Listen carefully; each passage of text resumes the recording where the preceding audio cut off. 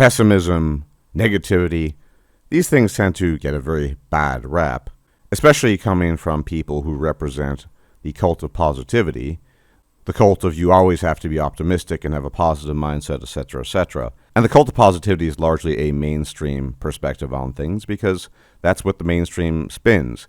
Of course, it has some derivatives, but basically the idea being that whatever you think, whatever you do, you always have to think about it in the most positive manner possible, else you poison the well, else you poison yourself and others. And people who are negative and pessimistic, they're just Debbie Downers. They're out there to drag you down along with themselves, and that's their only goal.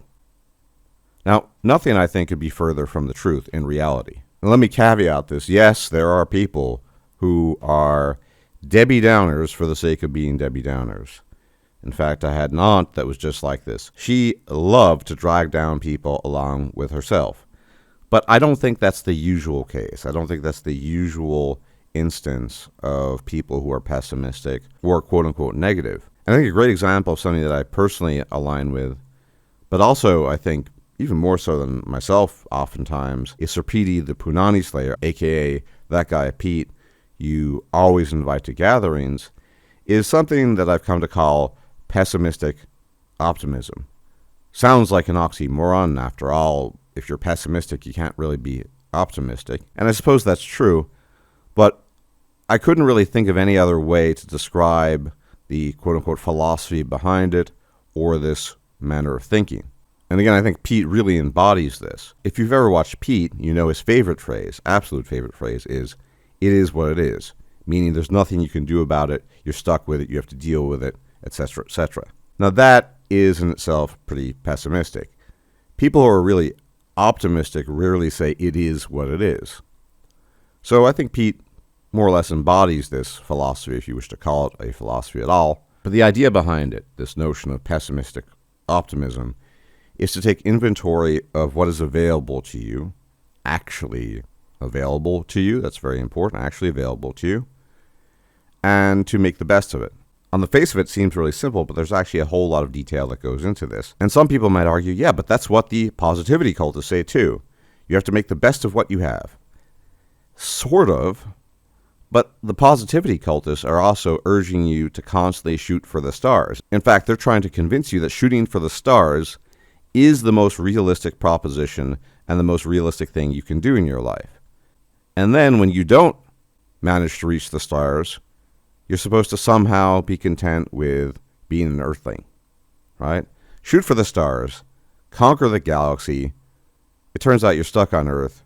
Oh, and why are you stuck on Earth? Because you didn't try hard enough, because you're too pessimistic, you're too negative. You were a scourge to yourself. You blocked yourself from ascending. That's what they would say. So in reality, even if positivity cultists in the mainstream say, make the best of what you have, they don't really mean it because they're always urging you to go well beyond that. And in fact, they rarely, if ever, urge you to take inventory of the toolkit available to you as an individual. And in reality, if we're perfectly honest, expectations can be deadly in life.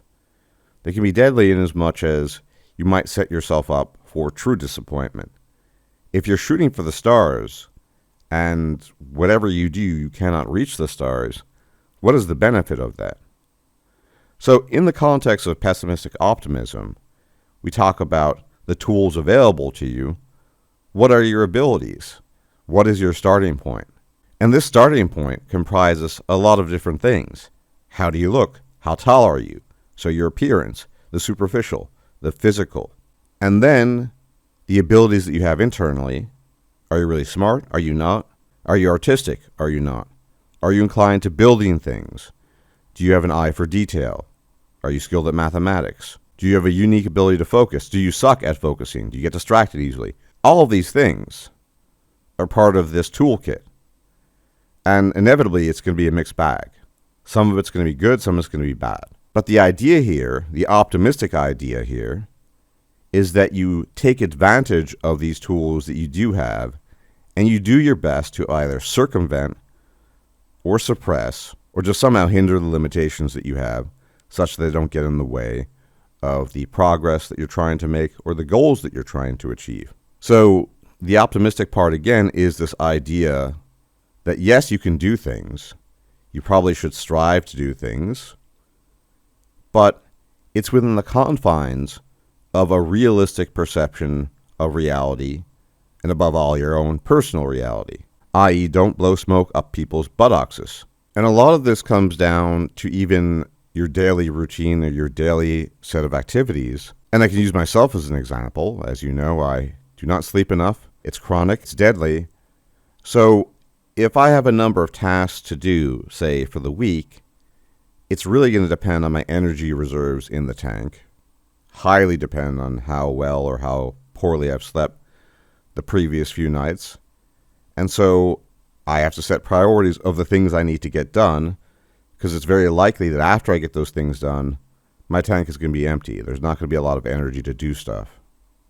Now, this doesn't seem really relevant to the idea of optimistic pessimism, but I think it is, because in this case, in this instance, I am trying to make the best of what's available to me. More specifically, how much energy do I have in the reserves here? How much energy do I have to allocate to certain tasks? And sometimes I'm so tired, that I really can't get anything done beyond maybe a walk, and that's it. Conventional people, positivity cultists, the mainstream, would not look at that from that perspective. They would just think that you're a defeatist, or you're a loser, or you're not doing what you can. Because we keep on coming back to this, in the mainstream, everyone is a blank slate. Everyone has the potential to achieve the same thing. Everyone can do exactly the same thing. It just comes down to, and I'll talk about this more in a separate video, some magic spirit people possess that allows them to do things, and some people lack it. Or they might say, this person didn't want to really do this, rather than saying, this person couldn't do this. Now think about that. That's something you hear fairly frequently. If you're not a multimillionaire, it's because you didn't want to be a multimillionaire. People who fail didn't want it enough. It's all about desire. Somehow, desire equates to ability. Somehow, desire equates to fortune. Somehow, desire is everything. If you want something, you will achieve it. If you don't, you won't. Now, a convenient wrench in all of this, of course, is the simple fact that people do have hard limitations. For example, if you're not very athletic, what are the chances that you can become an Olympic-level sprinter if you really want to be one? Let's be honest. Do you think that person could do it? Yeah, maybe if you give this unathletic guy the super soldier serum like Captain America, yeah, he'll be Olympic class and beyond. But let's be honest, most people are not in that position to get that serum. So the idea that desire alone is responsible for people's success or lack of desire for their failings is poppycock. It's bollocks. It's just not true. Ultimately, we're talking about what is within your wheelhouse and not what is outside of that wheelhouse. And yes, although there's some reasonable people occasionally, the general mainstream positivity cultist, always be optimistic view is that the wheelhouse hardly exists. It's all about, again, desire. But here's another thing I pose to you. Desire springs forth, I would argue, in part from the things that you are naturally inclined to. If you're naturally talented at mathematics and seeing abstract patterns, maybe you're really good at physics, you discover, you pursue physics, your desire is amplified by your already present abilities. Chad Williamson has a large and successful podcast, but how much of his desire to do that was born of the fact that he used to be a model, or that he was on Love Island, or that he wanted to be a public face showing off his goods, as it were. And ultimately, I think we do people a disservice when we give them really lofty goals without actually being accurate about what's achievable and what's not. Again, this is not me trying to grind people into the ground. Those of you who've been with me for years know ultimately I want to help men. In my own way, of course. I'm not going to blow smoke up your buttocks, but I do think that you can help men by being realistic about things and not saying you could be a multimillionaire, you can do this, you can be that. And the only thing you need for that is desire. Yes, desire is important, but desire is not decoupled from these other things that I've mentioned. And it's insufficient in order to get all the way to the top. Anyone who tells you that is just wrong, or lying, or delusional, or all of the above. Pessimistic optimism tells us that yes, you can achieve things, but you need to try to pursue these things within the confines of what is available to you. Optimistic that you might be able to get something done. Pessimistic because it's realistic. So maybe you might want to call it realistic optimism.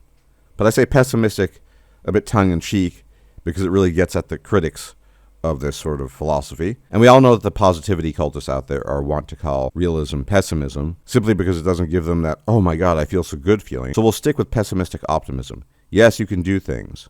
Are there limits? Yes. It's up to you to figure out what those limits are, rather than blindly pretending to yourself that you can achieve or do anything, which is just foolish. Anyway, as always, thank you for tuning in. Special thanks to my patrons. You guys are the absolute best. Really appreciate your support. Can't express that enough. And if you can engage in the usual YouTube stuff of liking the video, subscribing, sharing the video, commenting, etc., be much appreciated.